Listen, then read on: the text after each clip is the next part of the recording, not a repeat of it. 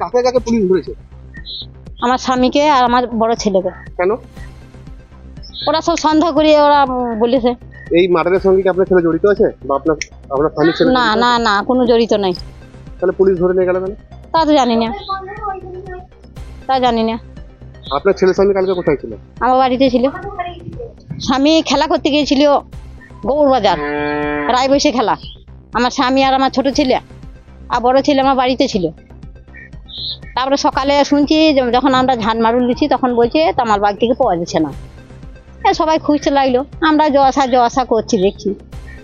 নিয়ে তারপরে বলছে মরা পেলুম। পুলিশ এলো, এসে আমার ছেলে মাঠে ধান পুঁতছে, 8টা মনিহিনী ধান পুঁতছিল। নিয়ে ওইখান থেকে তুলে নিয়ে গেল। এসে ওর বাবা ঘুমোইছিল, আমার স্বামীকে আবার বেহনা থেকে তুলিয়ে নিয়ে গেল। কি নাম আপনার স্বামী? ভৈরব মণ্ডল। ভৈরব মণ্ডল আপনার স্বামী, মনোজ মণ্ডল আপনার ছেলে? হ্যাঁ। আপনার ছেলের সঙ্গে ওর বৌমার কোনো সম্পর্ক ছিল, অবৈধ সম্পর্ক ছিল? না। ওরা অভিযোগ করছে যে আপনার ছেলের সাথে ওর বৌমার অবৈধ একটা সম্পর্ক ছিল, কিছুদিন আগে ধরা পড়েছে। কি বলবেন এই নিয়ে?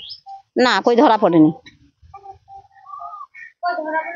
ধরা পড়লে তো আমরা জানবো, ধরা পড়েনি। আমরা কোথায়? আমরা তো বাড়িতে। আর আমার ছেলেকে কোনোদিন ওইরকম ছেলে আমার লয়। কি নাম আপনার? আমার নাম রেখা মণ্ডল। আপনার ছেলে যুক্ত আছে এই মার্ডারে? না না। এরা যে নাম করছে আপনার ছেলে, ওরা এখন সেই আগে একটা ওদের যা হয়েছিল, ঝামেলা হয়েছিল, সেই ঝামেলা তো এখন জড়িত করছে। তবে আপনার ছেলে কি করে? এমনি ঢালাই কাজে যায়, নিচে খাটে। আপনার ছেলের সাথে ওর বৌমার কোনো সম্পর্ক ছিল? না, ওর বৌমার সাথে ছিল না। আমাদের বৌমার সাথে ওর ছেলের ঘটনা ছিল। পালাইছে। কতদিন আগে পালাইছে? 6 মাস হলো। ওর বেটাও পালাইছে, বৌমাও পালাইছে আমাদের। কিন্তু ওই মহিলা বলছে যে ওর ছেলেকে খুঁজে পাওয়া যায় না 6 মাস থেকে। হ্যাঁ, তা খুঁজে পাই না, আমরাও তো পেয়েছি না। আমরাও তো বউটা নিয়ে পালাইছে না, এখন কি করেছে সেই জানবে। আপনার ছেলে কালকে সন্ধ্যায় কোথায় ছিল? ঘরে ছিল। রাত্রে? ঘরেই তো থাকে।